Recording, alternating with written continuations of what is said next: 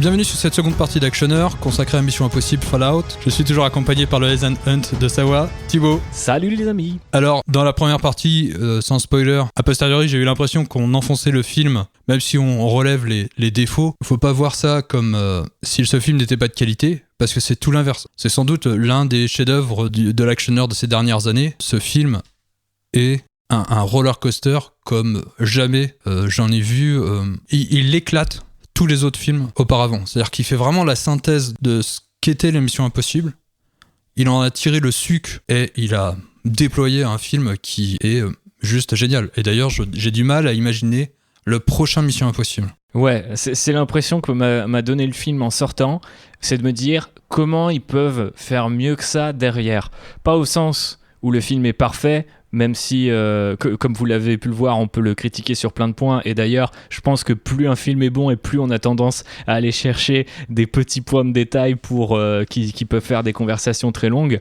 Mais ça ne doit pas nous éloigner du fait que le film est absolument brillant et que le prochain va devoir vraiment redoubler d'efforts. J'imagine que Macquarie ne va pas revenir, même s'il pourrait être intéressant d'avoir une sorte de trilogie autour d'un seul réalisateur. Mais sur le moment, je me suis dit, waouh, ça va être chaud. Peut-être qu'on peut en parler à la fin de ce podcast-là, ou on peut en parler maintenant, des réalisateurs qu'on aimerait voir dessus. Je pensais que ça pouvait être un bon moyen de faire mousser notre imagination. Mais c'est vrai que sur le moment, je me suis dit, qui que ce sera le prochain, qui que ce soit cette phrase est très bizarre, mais je vais recommencer. Peu importe le réalisateur ou la réalisatrice qui sera derrière la caméra du 7e Mission Impossible, va falloir vraiment se sortir les doigts, pour le dire vulgairement, parce que il y aura du boulot à faire. Et alors c'est marrant parce que tu vois beaucoup de gens faire cette remarque assez fastoche de dire la prochaine fois faut qu'il aille dans l'espace ou sur la lune ou je sais pas quoi. Moi je suis pas du tout d'accord avec ça. Je trouve qu'au contraire ce qui manque à la Mission Impossible encore, c'est l'exploration du personnage, même si on a dit le film tente plus ou moins de le faire cette fois-ci encore après Abrams. Et aussi le Fallout démontre qu'il y a des scènes d'action qui sont entre guillemets minimalistes ou tourné de manière si réaliste que ça en devient excitant. Parce qu'en soi, la scène de 2 hélicoptères qui font la course, c'est pas spécialement exceptionnel, tu vois. On n'est pas dans quelque chose qu'on n'a jamais vu au cinéma, des hélicoptères qui foncent à 2. Mais la façon dont c'est filmé, le fait que Tom Cruise pilote lui-même son hélicoptère, le décor, le montage, la musique, tout ça amplifie l'effet que provoque cette scène. Alors que quelque part, je sais pas, ce qui est plus impressionnant, est-ce que ça soit que Tom Cruise s'accroche sur le côté d'un avion ou pilote son propre hélicoptère. Et tu vois, pourtant, il y a une logique de je retiendrai quand même plutôt la scène de l'hélicoptère.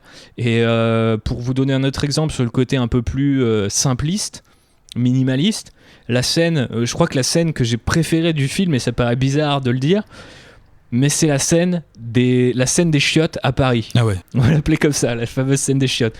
Je trouvais exceptionnel ce renversement des codes et du canon Mission Impossible, où t'arrives et les mecs se disent il y a un type à récupérer, tranquille, on va le poignarder avec une petite seringue, il va faire dodo et on va faire un masque avec sa tête. Et là, le type sur lequel il tombe est une espèce de ninja croisé avec le plus habile des chats. Et il gère et Tom Cruise et Henry Cavill. Alors que en annonce te faisait plus ou moins croire que c'était Henry Cavill contre Tom Cruise. Enfin, moi, je l'avais vu comme ça. Et du coup, et en plus, c'est les longues et pénibles, tu vois, un peu à la The Raid, ouais. Où quand t'arrives dans une pièce et qu'il y a que 2 adversaires, tu veux dire, ça va aller vite, il va les fumer, mais c'est 2 mini-boss, entre guillemets, pour employer un vocabulaire de jeu vidéo. Et je trouve la scène, elle est brillante, il démonte de plus en plus les chiottes, les armes, la façon dont le mec qui est attaqué est hyper défiant et pas du tout inquiété, alors que Tom Cruise devient chaque film, il est meilleur pour jouer la surprise et la fatigue par rapport à ça, tu sais. Donc, il se prend une patate, puis il est là, oh merde, il y a encore un costaud là, je vais en chier cette fois. Et tu sais, tu sens un petit peu la vieillesse du perso et aussi de l'acteur, mais une vieillesse assez noble, tu vois, et assez positive que je trouve vraiment intéressante. Et c'est pour ça qu'en fait, je pense que oui, il faudra faire beaucoup d'efforts pour la suite, mais il y a encore plein de choses à faire sans partir dans l'espace et complètement flinguer la licence avec une idée aussi débile. Donc juste réfléchissez, je suis sûr que vous avez envie de voir des trucs, Tom Cruise faire des trucs, qui n'ont pas l'air si exceptionnels que ça, mais sont trépidants. Par exemple, tourner dans Paris avec une moto, quelque part on n'avait jamais vu un film d'action le faire, alors que ça paraît pas du tout aussi improbable que d'aller sur la Lune ou dans l'espace, quoi. Donc il y a encore de belles choses à faire, le film le prouve bien, et puis putain tu parlais du fait, excuse-moi pour le monologue, je te rends la parole après, mais tu parlais du fait que le film éclatait tous les Missions Impossibles derrière. Il éclate aussi tous les films qu'on a vus cette année. Ouais. Enfin, globalement, si on reste dans le territoire du blockbuster ou même de l'actionneur, je veux dire, t'as des événements pop culture comme Infinity War ou ce genre de trucs qui ont sans doute des budgets similaires et qui n'arrivent pas à convoquer la même intensité et la même émotion, etc. alors qu'ils ont 10 ans de background derrière, alors que celui-là se repose vaguement sur le film précédent. Juste par pure analogie, tu vois, il n'y a même pas d'idée d'imaginaire ou d'effets spéciaux. On est dans quelque chose par pur souci analogique, en fait. Je sais pas si c'est exactement le bon terme, mais ce que je veux dire, c'est qu'on est dans le concret, on est dans le dur. Ce sont des vrais hélicoptères qui sont pilotés, de vraies voitures, de vraies choses comme ça. Et c'est con, mais ça se ressent et ça participe je pense à l'ambiance et à l'effet que ça crée sur ton cerveau et aussi ton corps. Parce qu'il y a vraiment des moments où je me disais, ce mec va se tuer, en fait. Ouais. C'est pas possible autrement, en fait. La fin de Ethan Hunt, ce sera Tom Cruise qui se loupera sur une cascade, mais sur son testament, ce sera marqué « Vous pouvez l'utiliser, les gars, faites un film à partir de là, parce que ça vaut le coup, on n'aura jamais vu quelqu'un mourir sur l'écran, tu vois. » Et je pense qu'il serait capable de faire ce genre de truc, tu vois, et de se dire genre « Ok, je veux que ma dernière scène, ce soit le clou du spectacle. » Et je trouvais ça complètement dingue en voyant le film de me dire les risques sont inconsidérés vraiment, tu vois, et en même temps tu te dis rien que pour nos yeux, pour refaire une référence à James Bond, quoi. Moi j'étais complètement abasourdi et plein de plaisir en sortant de la salle, juste en me disant il y a quand même des mecs qui se lèvent le matin pour me donner ça, tu vois, et tout d'un coup ça te fait oublier toutes les merdes que tu vas voir peut-être une fois par semaine en te disant je peux voir une merde par semaine si je vois un film comme ça de temps en temps. Genre ça les vaut, tu vois. Et ça redonne le sourire, mine de rien. Je vous rends la parole, c'était mon intervention dans ce podcast spoiler, j'arrête maintenant. D'ailleurs, alors je vais revenir un petit peu sur les scènes et le fait que pour l'action, t'es pas obligé d'être bigger, badder. Je pense que Mission Impossible n'a pas à tomber dans le cliché qui est Fast and Furious. Et je crois qu'il l'évite bien pour l'instant. Parce que là, on a 3 scènes de moto, enfin peut-être un peu plus. On a une scène de course aussi.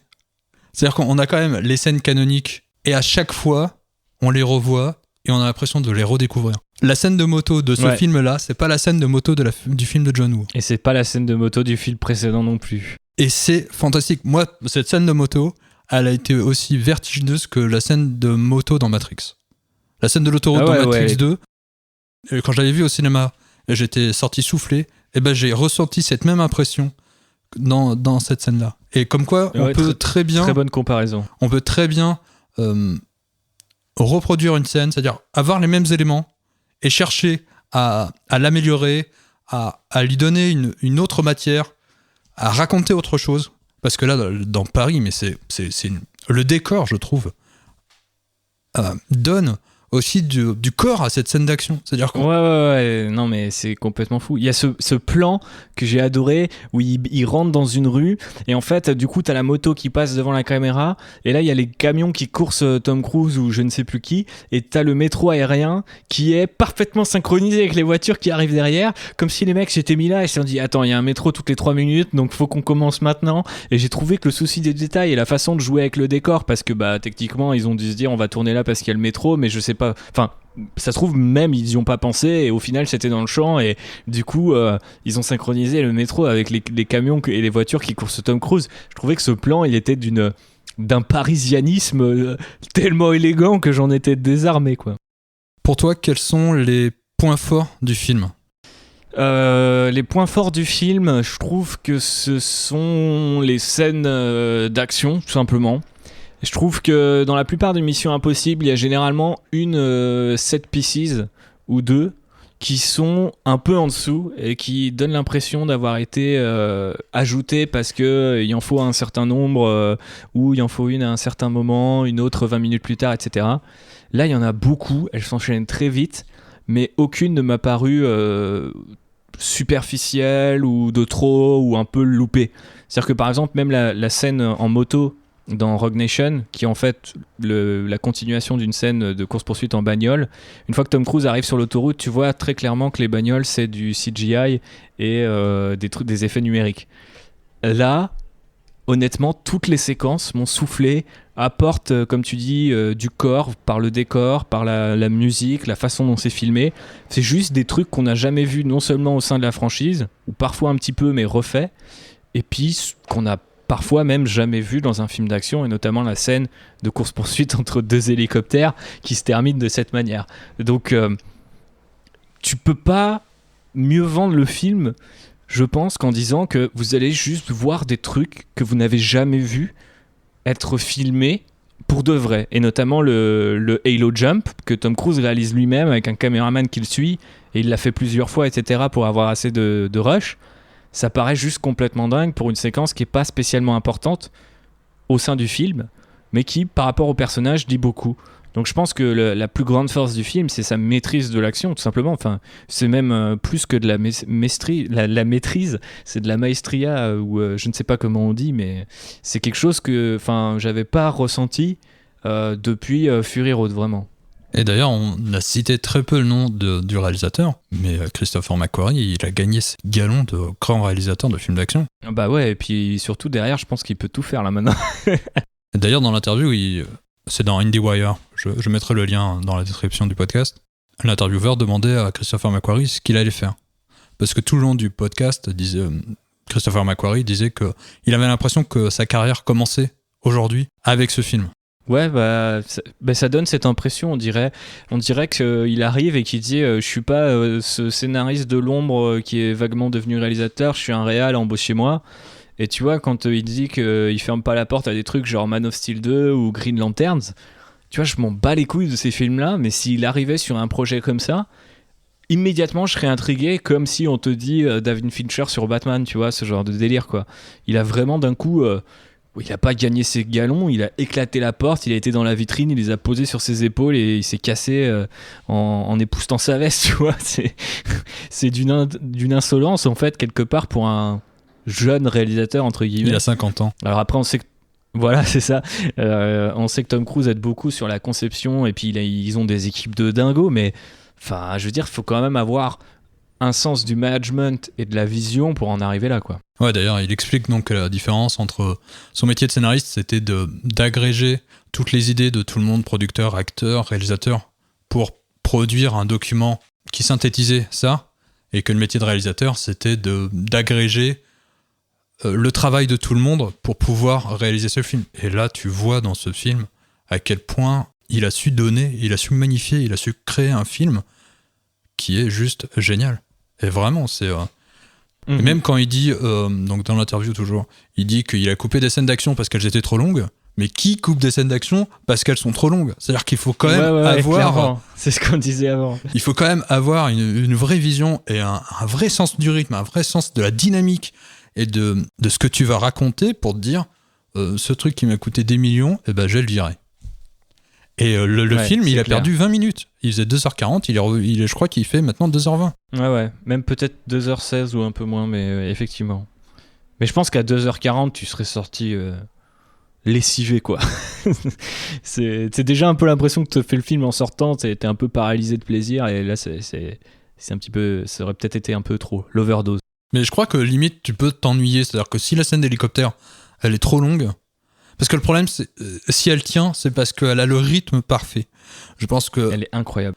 Le fait qu'il commence à monter déjà sur une corde, il y a une vraie narration sur cette scène, et même la poursuite en hélicoptère, c'est ce que tu disais, c'est-à-dire que c'est quand même assez bancal que de dire je vais faire 2 hélicoptères qui se poursuivent.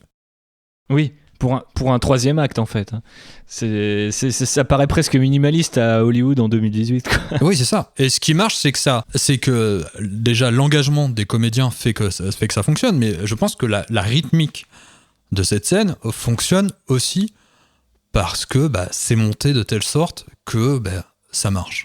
C'est incroyable, mais en fait, comme tu disais, effectivement, il y a une narration. Ensuite, très clairement, l'action. C'est super marrant d'avoir vraiment ce qu'on pourrait voir dans une scène d'action à moto ou en voiture, c'est-à-dire on a les personnages qui courent vers leur véhicule, ils vont rentrer dedans plus ou moins rapidement, Tom Cruise lui remonte toute la corde, ensuite va monter dans l'hélicoptère, tu es dans l'hélicoptère, t'as déjà une satisfaction qui soit et tu te dis mais qu'est-ce qu'il va faire en fait, et les autres personnages lui disent d'ailleurs genre t'es dans l'hélicoptère mais tu vas faire quoi, et il y a cette réplique qui revient dans tout le long du film où il fait I'll figure it out, et parce que le mec est juste obstiné. Après le mec se rend compte qu'il a un boulet accroché à son hélico, enfin ouais c'est une boule de démolition quoi, il le fait, finalement il rate l'hélicoptère, surtout après tu te dis mais s'il avait réussi qu'est-ce que ça aurait changé, parce qu'il faut qu'il récupère cette putain de télécommande et elle serait juste tombée dans le vide, et du coup ça paraît juste complètement dingue, et surtout je trouve que ça t'embarque vachement bien dans la folie du perso, et derrière donc tu ressens quand même quelque chose pour lui, pour ce qui se passe, le moment où Henry Cavill le capte, que les deux hélicos commencent à être l'un à côté de l'autre, et que Tom Cruise commence à le taunter en mode ça y est je suis de retour, tu m'as pas eu la dernière fois. Je trouve c'est exceptionnel. Là on est dans l'actionneur qui fait plaisir, tu vois, où tu sais que les mecs vont se mettre sur la gueule mais tellement violemment que ouais ils sont déjà en train de se taunt sur l'hélicoptère. Et avant ça t'as vu tous les plans où Henry Cavill il est super calme, puis tu vois la caméra sur le côté de l'hélicoptère qui filme Tom Cruise qui le rattrape. T'as presque l'impression d'être dans un reportage ou dans la carte au trésor, mais ça donne vraiment l'impression que bah ouais, l'action, tu traverses des montagnes et le décor il change et tu le vois changer, parce qu'il n'y a pas juste des gros plans sur Tom Cruise et Henry Cavill et des plans sur l'hélicoptère qui tirent sur l'autre quoi. Et ouais, quand il sort la sulfate pour arroser le mec, elle était juste à tomber cette séquence quoi. À chaque fois j'étais là genre comment ça peut finir. Et la façon dont ça finit c'est complètement improbable, mais c'est juste jouissif quoi, il n'y a pas de mots, et c'est vrai qu'après on revient dans des délires, on est coincé sur une crevasse, après on est au combat de falaise, on est vraiment dans un duel de titans quoi, et à ce moment là t'as vraiment envie de voir Henry Cavill mourir dans d'atroces souffrances, et le film ne te déçoit pas quoi là-dessus. Je trouve que la dernière scène de combat sur la falaise, et pourtant, je reviendrai quand je parlerai de nos scènes préférées. Il y a un passage qui est mon passage préféré du film, celui que je retiens le plus, et celui qui l'image me reste le plus prégnante de tout le film, c'est dans ce passage-là. Mais je trouve que le combat final, alors sans doute parce que donc ils sont en train des deux côtés, donc Simon Pegg et Ilsa Faust et Ving Rhames et Michelle Monaghan sont en train de désamorcer 2 bombes atomiques, et donc Tom Cruise doit désamorcer, enfin à la télécommande, et pour que le désamorçage fonctionne, il faut qu'il retire un élément de la télécommande. Et tu sens bien que ça va être à la dernière seconde. Et le fait qu'il joue ça sur la dernière seconde, tu te dis c'est génial, c'est le film d'action dans presque de ce qu'il y a de plus basique. Mais ça marche. Ça prouve que t'as pas besoin de, comme tu disais tout à l'heure, de dédramatiser tout. Genre que ça marche encore, tu vois. Que le suspense sur un petit boulon d'une télécommande puisse fonctionner, ça paraît presque un exploit, tu vois, aujourd'hui. Parce qu'on aurait sans doute fait 12 blagues dans n'importe quel autre film, Marvel ou autre, tu vois. Non, mais c'est ça. Donc je trouve ça brillant, en fait, qu'il le joue la carte à fond. Mais surtout c'est vraiment à la dernière seconde. Moi, d'une certaine manière, c'est ce qui m'énerve dans certains actionneurs, c'est le cynisme. C'est-à-dire de jouer toujours sur le second degré, alors que là, mais c'est tellement frontal ce film. C'est aussi ça qui est génial, c'est que ce film est tellement frontal. Il te dit, bah oui, c'est ça. Tu vas voir, ça va arriver à la dernière seconde. De toute façon, tu le sais, tout le monde le sait, mais c'est pas grave. Allez, on le fait. Et ça marche. Ouais, c'est pas grave, on le fait. Plutôt que c'est pas grave, du coup, tu le sais, on peut faire une blague dessus. Ouais. Non, mais c'est vrai que là-dessus, c'est brillant. Après, je sais pas si tu avais terminé ou pas, mais ça m'inspire un sujet dont je voulais absolument qu'on parle. Bah vas-y. C'était par rapport à la létalité, en fait, au bilan du film. Parce que on théorisait dans le podcast qu'on a fait sur la franchise Mission Impossible que ça puisse être la fin d'Ethan Hunt, que Ilsa Faust puisse reprendre le rôle, etc. Enfin, le rôle de lead au sein de Mission Impossible. Et je trouve que même si on perd Alec Baldwin, même s'il y a des enjeux assez forts quand même dans le film, et notamment dès les scènes de départ, en fait, quand ils perdent le plutonium, on le disait tout à l'heure, ça paraît un petit peu ridicule, mais vu que derrière, t'as vraiment l'impression, enfin moi en tout cas, je sais pas comment tu l'as ressenti, je sais que ma chérie, elle a pas du tout mordu à l'hameçon, mais moi j'étais complètement en mode, ok, ça va vraiment être le film où Ethan Hunt y perd et on va explorer son personnage. en fait, il a pas vraiment perdu. Le personnage, il finit pas blessé ou mort ou quoi que ce soit. Les bombes, il y en a aucune qui a explosé. Et au final, la CIA est du côté de la IMF et il y a presque une fin un peu... Enfin, c'est toujours le cas dans les Missions Impossibles, mais la fin, du coup, elle paraît vachement naïve par rapport à tout le build-up qu'il y a sur le film, et notamment les espèces de vision qui développent autour du personnage d'Ethan Hunt, que j'ai trouvé, avec le recul, un peu cheapos. Donc je pense que ça permettait d'explorer un petit peu les peurs du personnage et tout ça, et ça c'est chouette. Mais d'un autre côté, à la fin, j'étais vraiment en attente de le personnage va mourir, ou un personnage va mourir, et ça va être sec, et ça va être ce film qui permet aussi de relancer la franchise en disant, bah maintenant il y a cette perte la mort de Ethan Hunt, la mort de je ne sais qui, et j'étais vraiment en attente de ça. Et quand il y a eu l'espèce de fondu au blanc, je me suis dit, bah ça se trouve les bombes elles ont pété, et genre lui il est trop loin, il a survécu. Enfin là ça aurait été absolument dark, tu vois, mais je sais pas comment tu l'as ressenti, mais j'ai trouvé qu'au final le film était bien sage par rapport à toute la noirceur et l'espèce de grandiloquence sur laquelle il joue au premier degré, comme on le disait, en disant il va se passer des trucs, ça va être violent, c'est dangereux, il y a des gens qui se font tirer dessus, des innocents peuvent être pris entre les deux feux, etc., etc. Et j'ai trouvé que c'était dommage d'explorer ça que dans des visions et pas tellement dans le film lui-même. Ça me fait penser deux choses. Alors je suis pas d'accord, je trouve que à propos de Tom Cruise et de son personnage de Ethan Hunt, le fait qu'on le retrouve dans un lit d'hôpital fait que on le voit dans sa... Pour une fois, il a un début de barbe qui est plutôt blanc. On le voit d'une certaine manière plus dans une certaine fragilité, plus dans son âge. Ouais, c'est vrai, j'ai remarqué ça. Là où on pourrait croire qu'il va repartir de plus belle sur une prochaine mission, il y a quelque chose là où tu as l'impression qu'il y a un temps d'arrêt. Il n'est pas franc, il n'est pas net, mais par contre, tu sens qu'il y a comme ça une espèce de fatigue. Et je voulais revenir aussi sur le fondu au blanc. c'est génial et c'est fou qu'on puisse te mettre un fondu au blanc et te laisser croire que la bombe a explosé et qu'en fait, non. Ça a fait un gros et t'es boom. là, tu te dis, mais, ouais, c'est bon. C'est juste le soleil qui se couche. Ouais, mais tu vois, quand j'ai vu le combat final arriver, alors après, comme on l'expliquait très bien, je crois, dans le podcast sur Shane Black, les trailers, ça te provoque ton film tel que tu voudrais le voir et pas tel qu'il est. Et quand j'ai vu le combat final arriver sur cette falaise, et cette télécommande au bord de la falaise, techniquement, Henry Cavill, le personnage d'Henry Cavill, s'il veut gagner, puisque c'est plus ou moins le grand méchant de l'histoire, un anarchiste et tout ça, il a juste à jeter la télécommande dans le vide. Alors que, et il rappelle d'ailleurs à Solomon Lane, qui à ce moment-là est Benji. Alors comment Benji sait que Solomon Lane pense comme ça, c'est toujours un mystère pour moi, mais du coup Solomon Lane, qui en fait est Benji, dit ouais, ça c'est pas de l'anarchie, enfin moi je vais me venger, je m'en fous de l'anarchie. Et Henry Cavill lui dit bah attends, notre mission elle est quand même plus importante que Ethan Hunt. Et à la fin finalement il y a cette espèce de retournement de situation où même Henry Cavill ne voit plus que Ethan Hunt parce que tout le monde doit être amoureux de lui ou quelque chose comme ça, alors que techniquement pour gagner il a juste à utiliser son talon et pousser la télécommande dans le vide. Et en fait la façon dont c'était positionné, les gros plans sur la télécommande, etc., je me suis dit est-ce qu'il va le faire ou pas, en un truc du style il chope la télécommande et tu vois, il lui fait bah c'est bon, t'as perdu, je balance la télécommande et c'est fini, et il balance la télécommande et Tom Cruise se jette dans le vide et la rattrape d'une manière ou d'une autre, ou tu vois, j'ai imaginé un truc comme ça où il arrive à enlever le bouton juste avant que le mec le lance, et au final du coup ils tombent tous les deux dans le vide, une connerie du genre. Et du coup je n'ai pas eu ce truc là. Après c'est trop bien que du coup t'as le rappel qu'il fasse de l'escalade et tout sur la fin, enfin, je trouvais ça génial, mais le fait qu'il n'y ait pas du tout cette... j'allais parler de délivrance, c'est pas vraiment ça, mais en fait je m'attendais vraiment à ce qu'il y ait des pertes énormes dans ce film et qu'on avance un grand coup, et au final ouais c'est plutôt timide, alors que le film il a même cette musique très Dark Knight, tu vois, où on te dit on a changé d'univers, c'est pas rigolo quoi.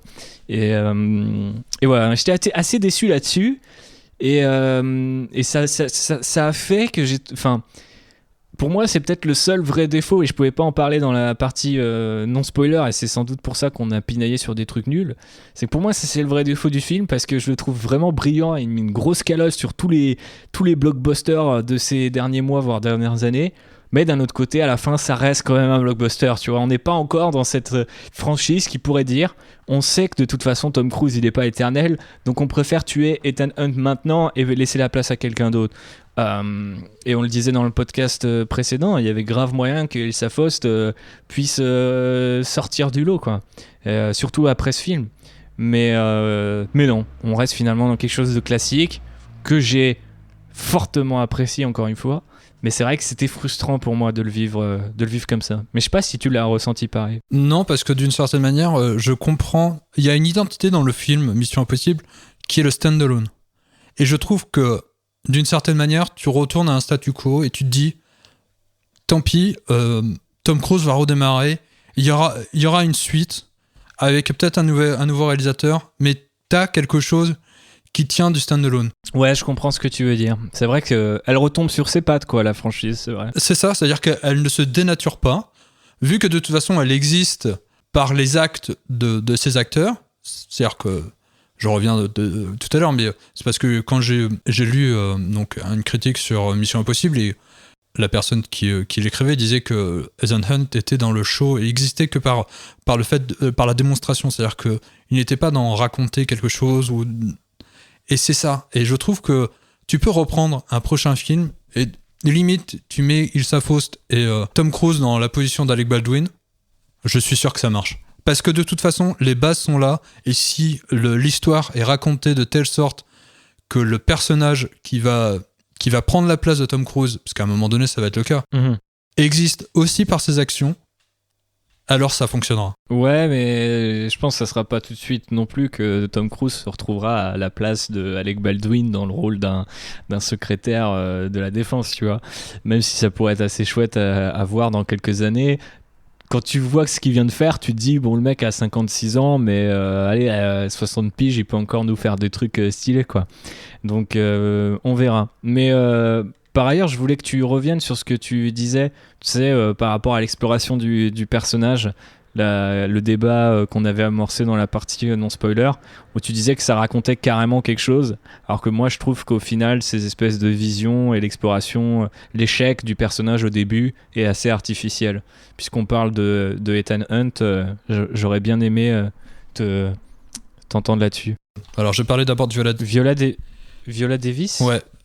Celle qui fait la chef de la CIA, pour montrer... Ah, mais c'est pas Viola Davis, Viola Davis, c'est dans Suicide Squad, je crois. C'est Angela Bassett qui joue la boss de la CIA. Ah, yes, exact, pardon.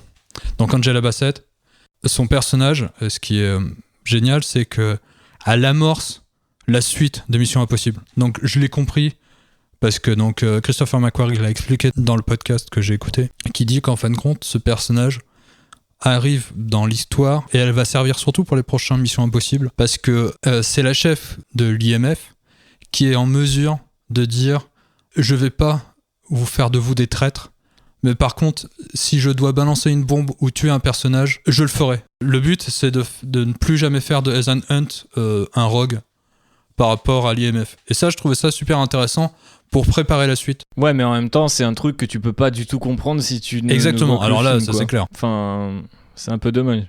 Mais ouais, après, ça peut être un bon moyen aussi, comme on disait, de retourner un petit peu le point de vue là-dessus. D'ailleurs, je trouve que l'amorce de discussion qui a toujours un petit peu eu, enfin en tout cas à partir du 4, je sais plus exactement ce qui m'a fait penser, mais je crois qu'il y a des petits dialogues comme ça, qui met toujours en parallèle, tu vois, le côté brutal de la CIA par rapport au fait que la Force Mission Impossible, c'est vraiment les gentils des gentils, mais quelque part on est dans un monde qui met les gentils de côté, comme tu disais, enfin les fait passer pour des traîtres plus facilement qu'ils n'accusent les gentils méchants ou les comment dire, les chasseurs de terroristes qui waterboardent les gens. Enfin voilà, ils sont moins facilement désavoués que l'IMF, ce qui paraît totalement impossible, parce que enfin, c'est une vraie mission impossible à part entière, parce que apparemment la vraie mission impossible derrière tout ça, c'est que tu peux pas être un agent secret et vouloir vraiment faire le bien individuellement et collectivement. C'est soit tu sacrifies 1 million de personnes pour sauver la planète, ou une personne pour sauver 1 million, mais t'as pas le droit de te soucier d'une personne en particulier, comme du monde entier. Et justement, à la fin du film, ils nous disent on a besoin de plus de Ethan Hunt, donc il est peut-être temps, effectivement, comme tu disais, de le légitimer, quoi. Et ben voilà, là tu reviens sur la construction du personnage dont je voulais parler, où donc sur la scène d'intro, on voit qu'il préfère sauver ses amis, quitte à risquer la vie de centaines de millions de gens à cause du fait que les bombes nucléaires sont dans la nature. Et le truc, c'est que il est toujours là en disant de toute façon, je vais m'en occuper. Et ce qui est intéressant, c'est dans le revirement d'Angela Bassett, elle se met, et c'est ce que tu disais, elle se rend compte du point de vue de Tom Cruise, qui est je dois à la fois sauver ce qui m'est le plus proche au préalable avant de sauver ce qui m'est le plus loin, et je me sacrifierai dans tous les cas de la même manière. Mmh. Ouais, donc c'est ça que tu voulais dire Ouais. par l'évolution du personnage, enfin la réflexion autour du perso. Mais en fait, le truc, c'est que je trouve qu'on l'extériorise, pour ainsi dire, vachement en parlant du film, plus qu'on ne la ressent vraiment, tu sais. C'est-à-dire que j'ai pas vraiment l'impression que le film ait envie qu'on se pose et qu'on se dise « Ah là là, quand même, Ethan Hunt, s'il veut ça, tu vois. » Et du coup, j'ai trouvé qu'il y avait... Enfin, la forme même de la vision en tant que narration, j'ai trouvé que c'était vraiment... Tu sais, cette espèce de soupape, du coup, pour dire, je réfléchis quand même à mon personnage principal, mais quelque part, ce n'est que des visions. Et il y a cette image très puissante où on voit Tom Cruise qui, est, du coup, abattrait potentiellement un policier français dans une une ambiance, une iconographie qui faisait quand même pas mal penser aux attentats qu'on a pu avoir en France ces dernières années. Et du coup, je trouvais ça hyper fort. Et sur le moment, je me disais, bah ouais, effectivement, peut-être qu'il a déjà fait ça dans sa vie avant d'être dans l'IMF ou je sais pas quoi.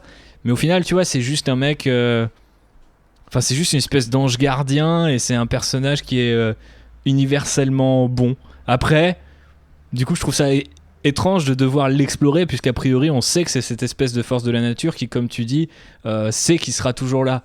Mais à aucun moment le film ne pose par exemple la question qu'est-ce qui se passe le jour où t'es pas là. Tous les personnages sont toujours là à lui faire confiance alors qu'il fait n'importe quoi globalement, et que même sa femme elle lui dit genre bah je suis content de t'avoir quitté et d'avoir retrouvé quelqu'un d'autre parce que maintenant je sais que tu peux sauver le monde et que tu viendras me sauver s'il y a un problème. Sauf que bah ça reste un homme et qu'un jour il mourra, tu vois. Et j'ai l'impression que il y a un début, une amorce de réflexion, mais qu'on va pas forcément jusqu'au bout. Après, peut-être qu'elle l'amorce pour un futur film où on va remplacer progressivement Tom Cruise et le mettre entre guillemets derrière un bureau, au sens où quelqu'un va finir par un jour lui dire bah le problème c'est que ton âge à un moment t'oblige à passer la main, quoi. Alors que moi je trouve qu'il explore à fond parce que ce personnage, le personnage Ethan Hunt, c'est l'anti-Jack Bauer. Jack Bauer, c'était celui qui va utiliser tout pour arriver à ses fins, quitte à renier ses propres idéaux. Le personnage Ethan Hunt, jamais. Et ce qui est intéressant, et moi c'est l'une des scènes qui m'a le plus marqué, c'est quand, au cours de l'intrigue, le personnage d'Henry Cavill fait croire que Tom Cruise, parce qu'il a été à chaque fois ostracisé par la CIA, par l'IMF et ainsi de suite, aurait pu se retourner. C'est-à-dire aurait pu suivre le chemin de Jim Phelps dans le premier Mission Impossible. Et quand il l'a dit, je fais mais oui. Et même moi, je me suis dit mais pourquoi il le ferait pas ? Mais vraiment. Après, c'est vrai que ça aurait été presque intéressant qu'il soit. Là, on est carrément dans le fantasme, plus encore ce que je racontais sur le potentiel troisième acte que je m'étais fait dans ma tête. Mais c'est vrai que sur le moment, je me suis dit, bah oui, ça aurait été intéressant quelque part que le mec finisse par utiliser ce genre de moyens ou à être un vrai rogue pour le coup, quoi. Mais encore une fois, tu vois, c'est dit dans la bouche du méchant, ça nous implique pas grand-chose. Et en plus, au sein d'un film, tu vois, je trouvais par exemple que Rogue Nation, en le revoyant, je me souvenais pas qu'il faisait un aussi bon travail pour brouiller un petit peu les pistes. C'est-à-dire que la façon dont joue Rebecca Ferguson et son personnage est écrit, tu sais jamais vraiment, même quand elle commence à battre ses cartes et à se pointer à Londres et dire qu'elle est du MI6 ou 5, je sais plus, t'as jamais vraiment l'impression que tu puisses lui faire confiance. Et là, le problème du film, c'est que dès le moment où Henry Cavill sort un téléphone qui n'est pas abîmé, contrairement à celui du mec qui le portait vraiment, et le donne à Angela Bassett en disant « Regardez, j'ai trouvé ce phone, et dans ce phone, il y a les preuves pour incriminer Ethan Hunt », tu sais que c'est lui le méchant, et tu sais que Ethan Hunt, il a jamais trahi, et il trahira jamais, tu vois. Et donc, au final, encore une fois, je trouve qu'on a un début de réflexion qui est intéressante, mais puisqu'il n'y a pas le suspense derrière, puisqu'il n'y a pas quelque part la potentialité, elle arrive et elle est immédiatement annulée, en fait, si tu vois ce que je veux dire. Enfin, à mon sens. C'est-à-dire qu'à aucun moment, je peux croire que Ethan Hunt se soit retourné. Par contre, je fantasme l'idée que potentiellement, dans un autre univers parallèle, ça puisse arriver. Mais c'est tout le sujet du film, et c'est ce que je disais, c'est que c'est la rectitude du personnage. Ouais, non, mais je comprends le sujet du film. Mais moi, c'est génial. C'est le super-héros. J'ai pas l'impression. Ouais, c'est vrai que c'est en cela c'est un super héros, mais je sais pas, je suis partagé par rapport à tout ça parce que je voyais aussi des journalistes comme Priscilla Page sur Twitter qui disaient je comprends pas pourquoi on devrait absolument transformer les personnages qui sont universellement bons, et elle parlait de tout ça par rapport à Ethan Hunt et un autre personnage, je sais plus lequel, en disant genre voilà, enfin tout le monde n'a pas à être dark, à avoir un passé de merde, être au final un connard sur tel ou tel truc. Enfin voilà, on a aussi le droit en 2018 d'avoir des personnages qui nous inspirent et qui aspirent entre guillemets à un monde meilleur sans faire de compromis, quoi. Même si au final, enfin moi j'ai trouvé ça assez génial parce que je pense que mes sensibilités enfin moi j'ai pas envie de déclencher des bombes atomiques sur les gens, mais tu vois quand les apôtres te disent bah ouais en fait on s'est rendu compte qu'on travaillait pour un système et que du coup on a foutu en l'air la civilisation à cause de ça, tu peux comprendre comment ils en sont arrivés à être des renégats, des traîtres, etc. Tu vois, t'as envie, enfin t'as de la sympathie pour eux. Et Ethan Hunt, il a pas de sympathie pour eux, tu vois, c'est universellement un gentil dans son côté. J'ai pas d'autres métaphores possibles et il y aura peu de gens qui la comprennent, mais pour moi c'est un Space Marine dans l'univers de Warhammer 40 000, quoi. C'est en moins fanatique, mais c'est un mec, il est borné, il est génétiquement programmé pour obéir à un certain nombre de règles et jamais il fera de compromis, tu vois. Et quelque part, j'ai envie d'avoir des personnages comme ça, et de l'autre, des fois j'arrive plus du tout à comprendre ce que le film essaie de me dire sur un perso comme ça. Et c'est là aussi le problème dans l'écriture de Superman. Du coup, c'est amusant qu'Henry Cavill soit dans le film, mais c'est que du coup, Superman, il t'inspire à être meilleur, mais d'un autre côté, s'il a pas un minimum de failles, tu peux pas t'identifier à lui, ou c'est difficile, etc. Et je trouve qu'on retrouve ça je trouve que Ethan Hunt, il a le syndrome Superman, pour ainsi dire. J'allais le dire, hein. Moi aussi, j'allais aussi convoquer Superman, mais parce que d'une certaine manière, peut-être qu'à notre époque, on a tellement joué avec le cynisme. Regarde Superman, regarde le traitement qu'a fait Snyder, et puis après dans Batman v Superman. Le truc, c'est que il y a un tel cynisme, c'est-à-dire qu'un personnage ne peut pas être bon. Et le truc, c'est que Ethan Hunt, c'est un idéal. C'est pas un personnage, c'est un idéal. De toute façon, il n'existe pas. Il n'existe pas au-delà des films, et il existe parce qu'il fait. Et c'est ça qui est génial, c'est-à-dire que. Et c'est pour ça que je pense que ce film est fantastique. C'est pour ça aussi que tu le prends de manière frontale. Il est premier degré. Il convoque ce qui est la quintessence du héros. Il n'est pas là pour te mentir. Il n'est pas là pour te soudoyer par des rigolades. Il n'est pas là pour... il pourrait être le Steve Rogers de...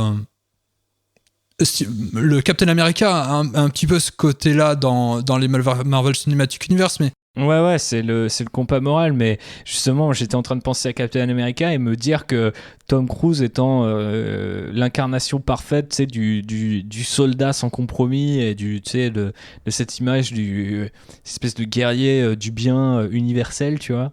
Je me dis que dans un autre univers que le nôtre, ce serait le Captain America le plus immédiatement, tu sais, il met le costume et tu fais genre, ok, je comprends direct ce que tu veux dire, mec, et ok, je comprends.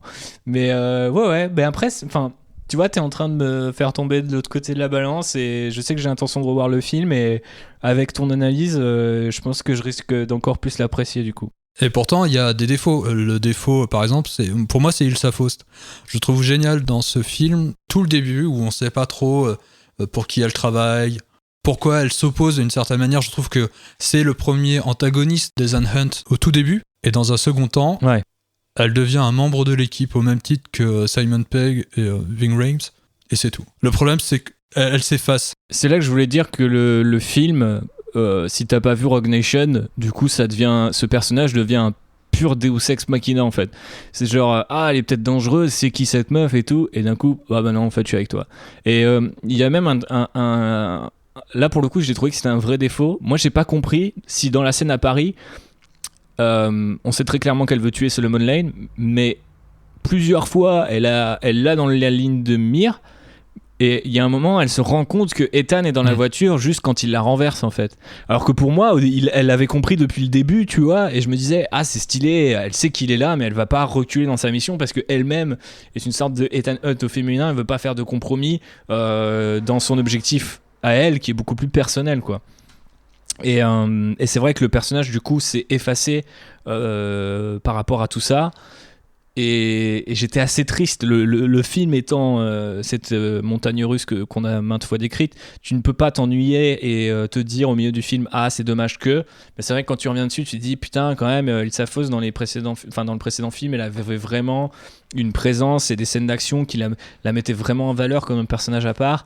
Elle redevient ici un peu plus un faire-valoir d'Ethan Hunt, même son apparition dans le film est d'ailleurs vraiment un Deus Ex Machina, quoi, littéralement, même si ça donne lieu à une des meilleures scènes du film et un des meilleurs gags du film avec si je veux faire un masque il me faut une tête, et là tu vois l'énorme trace de sang dans les chiottes et tu te dis ouais ok, au final un pistolet ça, même dans l'univers de Mission Impossible ça fait quelques dégâts quand même, donc ouais, un peu déçu là-dessus aussi. Le problème avec Ilsa Faust, c'est qu'il y a une espèce de message sous-jacent qu'elle devient une espèce de love interest de Tom Cruise. Dans la relation, dans la proximité, à la fin, ouais.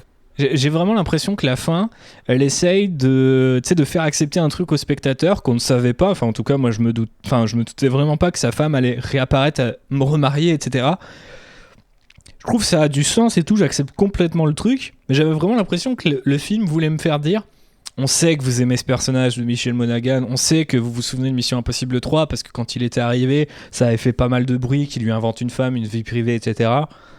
Mais vous voyez, elle est passée à autre chose, donc Ethan Hunt, il a aussi le droit de passer à autre chose. Alors que j'avais l'impression que le statu quo n'ayant pas été résolu dans le 5, il s'était dit on va partir sur une relation presque un peu platonique en fait entre les deux. Et là, t'as presque l'impression que le film veut te faire valider l'histoire d'amour avant qu'elle commence. Que personne se dise oh là là, Ethan Hunt il a quand même embrassé une autre meuf alors que techniquement il était marié il y a tant de temps et tout. Donc là il te présente bien qu'elle est remariée, que son mari il est sympa, qu'il est docteur comme elle, etc. etc.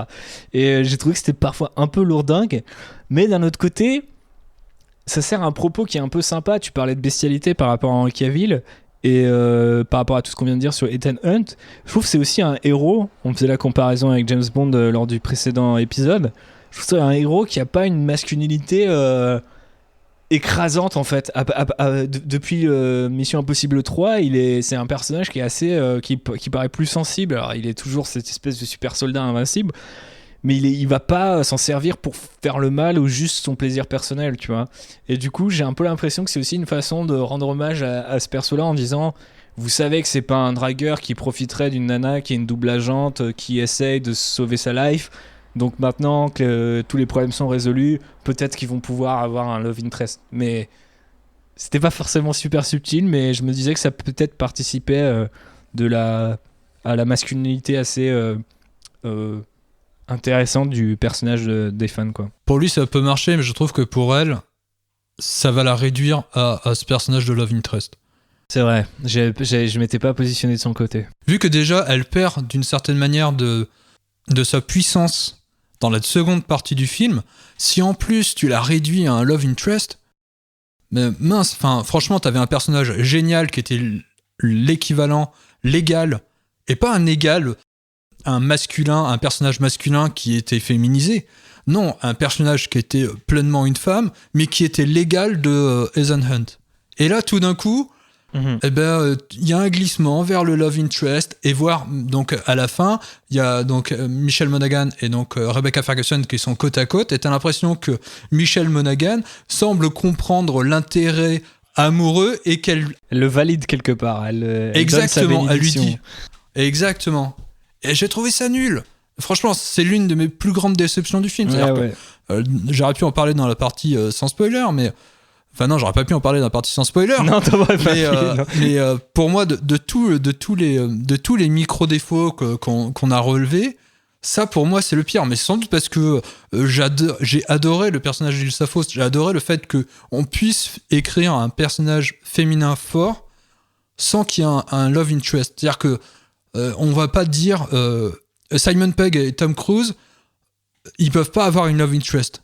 Pourquoi là on va en créer un? C'est pas parce que c'est un homme et une femme que on est obligé d'en créer un. Il y avait le paravent du fait que Michelle Monaghan était l'ancienne femme et qu'elle s'est reconstruite. Et je trouve que son parcours, d'une certaine manière, en tant que personnage, est génial. Mais pourquoi réduire Ilsa Faust à ce nouveau love interest? Ouais, bah c'est dommage. Après, c'est vrai que je n'avais pas forcément pensé, mais en même temps, j'ai envie de me rassurer en disant que c'est jamais qu'un petit regard à la fin du film, et potentiellement, comme on le disait, la franchise retombant sur ses pattes. Si Macquarie n'est pas le prochain réalisateur, et j'espère qu'il enfin, je serais pas contre qu'il le soit, mais j'ai quand même aussi envie de voir ce que peut donner la licence avec d'autres noms. On peut reparler après. Mais je pense qu'en fait, au final, ça reste qu'une espèce de... Comment dire ? De foreshadowing qui peut ou non être utilisé par le prochain réalisateur. Et ce serait intéressant que le réalisateur ou la réalisatrice se dise ouais, alors ça j'ai pas aimé, donc on va l'oublier. Comme ils ont souvent laissé des personnages de côté ou certaines pistes, même si certaines pistes du film sont étranges, notamment le personnage c'était Vanessa Kirby, c'est ça? Ouais. Non, je sais plus. C'est ça. Ouais. Personnage de la veuve blanche qui paraît super importante et qui, comme Angela Bassett, pourrait peut-être revenir dans un autre film. Mais du coup, je viens de vérifier avant de dire ça. C'est que elle dit bien que sa mère, c'était Max, qui était du coup la traître dans le premier Mission Impossible. Donc il y avait une espèce de connexion au premier film je me suis dit genre pourquoi maintenant, et en même temps il y avait eu aussi la scène avec le décor qui tombe, etc., qui est très premier Mission Impossible.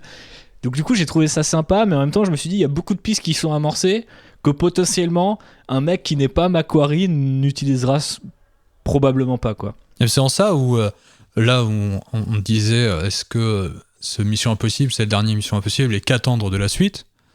D'une certaine manière, il y a tellement d'ouverture scénaristique que tu te dis, ouais, il y aura forcément une Mission Impossible. Et surtout que là, vu comment ça cartonne, pourquoi ils s'en priveraient? Ouais. Et du coup, on se fait un petit top 3 des réalisateurs qu'on voudrait voir sur le prochain ou quoi? Parce que moi, j'y ai pensé. Hein. Alors, on va peut-être d'abord parler de son plan préféré et après, on va parler sur la suite. Allez, ok. Le plan préféré, le plan en particulier? Ouais, moi, il y en a un qui m'a marqué. Vas-y alors, parce qu'il faut que je prenne le temps de réfléchir. C'est quand, à la toute fin du film, Tom Cruise est allongé au bord de la falaise. Et je trouve que la profondeur de champ et le fait que t'es comme ça, un plan qui prend le temps. Il y a vraiment... la caméra, elle est super bien placée. T'as une espèce de ligne de fuite avec la falaise. Et t'as Tom Cruise qui est allongé en croix. Moi, ce plan, il m'a super marqué. Je sais pas pourquoi. Sans doute parce que, d'une certaine manière... je venais de vivre une cavalcade de 2 heures et que ce plan, par sa beauté formelle, me ravissait. Mais ouais, j'ai été marqué par ce plan, plus que tous les autres plans. Ok.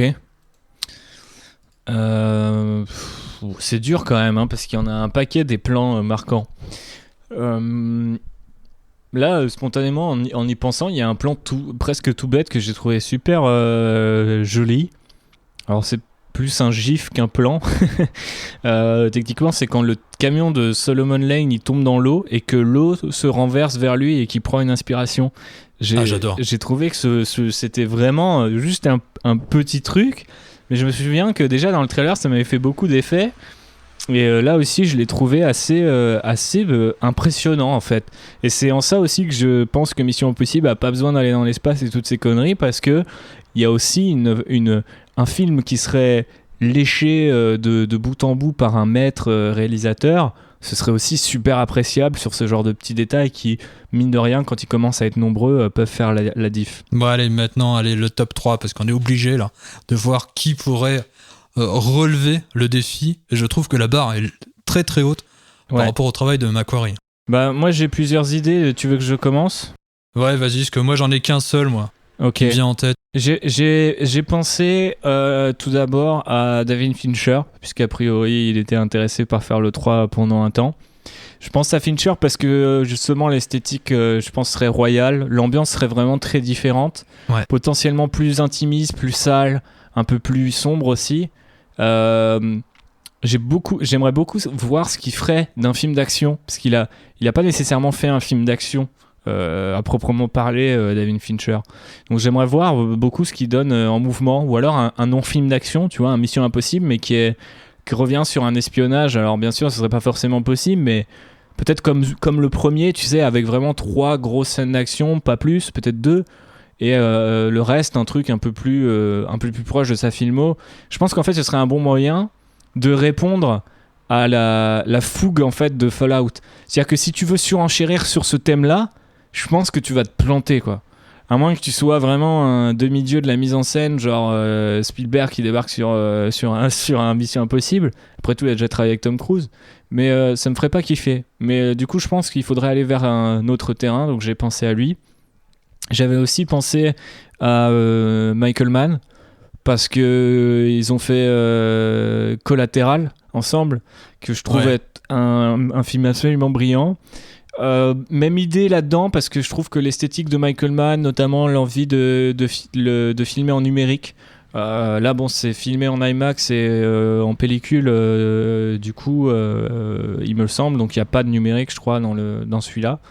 Je suis pas sûr de ce que je dis, donc n'hésitez pas à me corriger si je dis des conneries. Mais voilà, la grande obsession de Michael Mann, c'est le numérique. Ça a donné quelques plans parfois un peu bizarres, notamment dans Collateral. Mais ça donne aussi tout de suite une atmosphère différente. Et je pense qu'il pourrait, justement, alors qu'il mettait en scène un Tom Cruise grisonnant, déjà à l'époque, il pourrait accompagner un vieux Ethan Hunt d'une manière assez sobre et assez classe. Et on sait que c'est un maître de la mise en scène de l'action. Et franchement, tel que c'est parti, moi je trouve que les scènes d'action de Macquarie sont très réalistes. C'est sûr qu'un hélicoptère qui fonce dans un autre, c'est pas réaliste. Enfin, je veux dire, ça ne sert à... il y a peu de chances que les gens s'en sortent. Mais la façon dont ils sont filmés et tournés, puisque ce sont les cascades sont réelles, me laisse dire que Michael Mann, qui est un homme très proche qui aspire à ce photoréalisme-là, pourrait vraiment faire des trucs assez dingos quand on pense aux fusillades de Hit ou même aux petites séquences de gunfight qu'on peut avoir dans Collateral. C'est super impressionnant, comme Tom Cruise est hyper charismatique, juste en dégommant de type John Wick avant l'heure. Et voilà. Et le dernier, c'est plus presque pour le troll, mais c'est plus qu'a priori on n'aura jamais... Enfin, faut jamais dire jamais, mais qu'on n'aura pas tout de suite un James Bond de Christopher Nolan. Je me dis pourquoi pas lui confier Mission Impossible, parce que je considère que la licence elle est aujourd'hui mieux que James Bond, donc je me dis que ça pourrait être intéressant et peut-être franchement un Mission Impossible un peu cérébral et avec le level d'action qu'on a pu avoir, qui là aussi était fait sans effets spéciaux la plupart du temps dans Inception. Moi je dirais pas non. Donc voilà mon top 3. Alors moi j'en aurais 4. James Gray. Je trouve que dans We Own the Night, dans La Nuit nous appartient, il y a une scène de poursuite en voiture sous la pluie qui est l'une de mes poursuites en voiture au cinéma préférées. Il y a quelque chose de... là, on est un peu dans ce que tu disais, c'est-à-dire que on est proche de la réalité, mais il y a quelque chose de prenant dans cette scène, d'enivrant, où tu retiens ton souffle vraiment de bout en bout pendant cette scène qui m'a marqué. James Gray pour ça. Je verrais bien aussi Gareth Evans, parce que quitte à faire la bagarre, c'est quand même celui qui filme le mieux. Mais même, d'ailleurs, il y a une scène dans The Raid 2, qui est aussi une scène de poursuite en voiture, qui est assez géniale. Qui est dingo. Ouais, il faudra qu'on en reparle dans un épisode à part. Ouais, carrément. Et donc, le troisième serait Na Hong-ji, qui est le réalisateur de The Chaser, The Murderer et The Stranger. Et il y a aussi une scène de poursuite en voiture dans The Murderer qui est juste fantastique. Là, par contre, il donnerait un aspect beaucoup plus crasseux, beaucoup plus organique à Mission Impossible. Mais bon, c'est déjà mon réalisateur préféré du moment. Mais je trouve qu'il pourrait vraiment, je le verrais bien là-dedans. Alors peut-être que je me fourvoie, mais parce que ces films sont tellement singuliers même au sein du cinéma coréen. Mais j'adorerais là-dedans, même si c'est pas vraiment un réalisateur d'actionneur. Et mon dernier, ça serait le retour de McTiernan. Faire un Mission Impossible avec McTiernan. Ça serait kiffant, mais j'ai l'impression que McTiernan, de toute façon, j'ai plus l'impression qu'il croit au 7e art, en fait.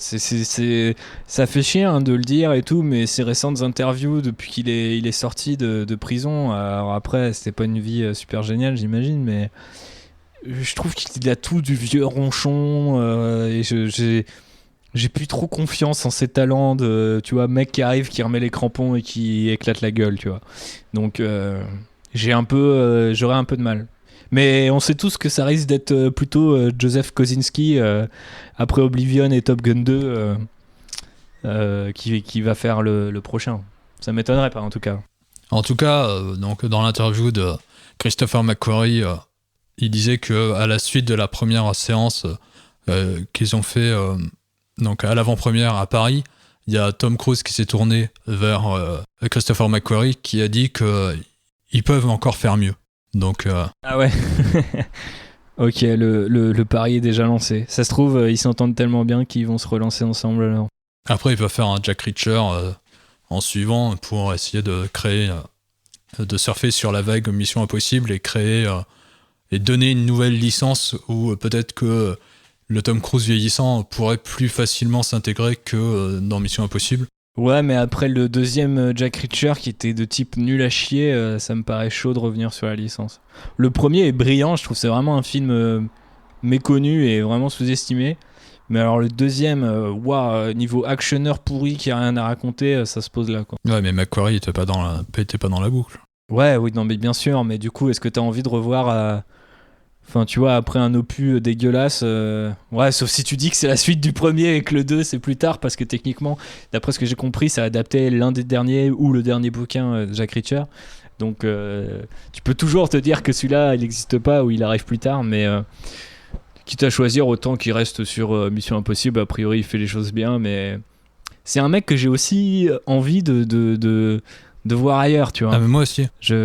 McQuarrie, là, d'un coup, j'ai envie de le voir arriver sur n'importe quelle autre grosse franchise, y compris celle qui pue la mort en ce moment, et arriver et te dire, ok, ouais, je te fais un pur film, cherche pas à comprendre, et assumer le truc, et je pense qu'il est aussi bon scénariste, ce qui rend le bonhomme assez précieux, quoi. Sur un Star Wars. Ah bah oui, on pourrait faire un Outrider sur les fantasmes qu'on a et pitcher des films avec qui derrière la caméra. Mais c'est vrai que McQuarrie, qui d'après les rumeurs aurait pas mal aidé sur Rogue One déjà, a l'air de pouvoir éclater la rétine. Après, moi ce qui me plaît, c'est qu'il y a aussi ce côté, comme je disais, très analogique, très à l'ancienne dans les films qu'il a pu faire, Jack Reacher y compris. C'est vrai qu'arriver sur Star Wars ou par exemple il a parlé de Green Lantern, ça paraîtrait étrange, mais d'un autre côté ça peut aussi donner ce genre de situation où c'est un mec qui fait du truc hyper terre à terre, concret, etc., qui arrive sur un monde spatial et qui arrive à, avec ses propres sensibilités à te surprendre, à prendre les choses à contre-pied. Puis honnêtement, ce serait génial qu'il ramène Tom Cruise sur un Green Lantern, parce que avec Top Gun, Tom Cruise c'est le Hal Jordan tout désigné, vieillissant, avec une autre génération de Green Lantern qui débarque, formée par lui, qui est arrogant et charismatique comme il peut l'être dans certains films. Ça me ferait kiffer. Mais quoi qu'il en soit, Christopher, merci pour ces 2 missions impossibles. Continue de faire ce que tu veux, je te suivrai. Bah, on va se laisser là. Yes. Donc je tenais à te remercier, Thibaut. Est-ce qu'on peut te retrouver ? Alors on peut me retrouver partout. C'est votre mission si toutefois vous l'acceptez. Parce que en fait j'ai toujours mon podcast Star Wars qui s'appelle Outrider, dispo sur SoundCloud et également iTunes. Vous pouvez aussi retrouver ces pages sur les réseaux sociaux Facebook et Twitter, où je poste un petit peu de la news Star Wars Voilà, si vous n'avez pas envie de forcément aller sur des sites spécialisés, je poste le gros de l'actu. D'ailleurs, je vous conseille d'écouter le dernier épisode d'Outrider sur la place des femmes dans Star Wars, qui était vraiment excellent. Ouais, bah merci beaucoup David, ça m'a fait très plaisir d'accueillir Océane, Marie et Constance pour le podcast. Il a reçu vraiment beaucoup d'amour, comme celui sur l'aviation d'ailleurs, donc les opus thématiques autour de Star Wars ont l'air de plaire. Les stats sont pas forcément au rendez-vous non plus, donc on est un petit peu chafouin par rapport à ça, mais je remercie tous les gens qui ont écouté ce podcast et toi encore David pour en avoir fait la promo aussi intensément. Mais voilà, donc je disais qu'on pouvait me retrouver partout parce que je suis aussi du côté de notre ami, chez notre ami César Bastos, où j'ai enregistré du coup le podcast Hommage collatéral sur George Lucas. La deuxième partie devrait sortir bientôt, ou potentiellement est déjà sortie à l'heure où vous écoutez ce podcast, même si j'en doute. Et j'ai aussi enregistré un numéro de On n'est pas trop vieux pour ces conneries, son autre podcast.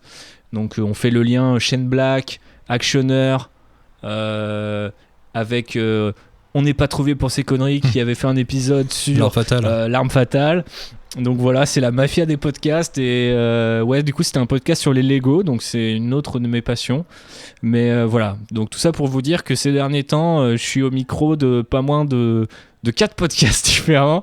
Donc c'est pas vraiment des vacances d'été comme on les imagine d'habitude, mais ça fait super plaisir d'être avec les copains et de pouvoir parler aussi passionnément de sujets comme Mission Impossible, Fallout et autres. Vous pouvez retrouver Actioner sur toutes les plateformes de podcast. Maintenant, il est hébergé sur Ocha. Je tenais à vous remercier de nous avoir écoutés et nous nous donnons rendez-vous très bientôt dans un tout nouvel épisode d'Actioner. Allez, à plus. À bientôt.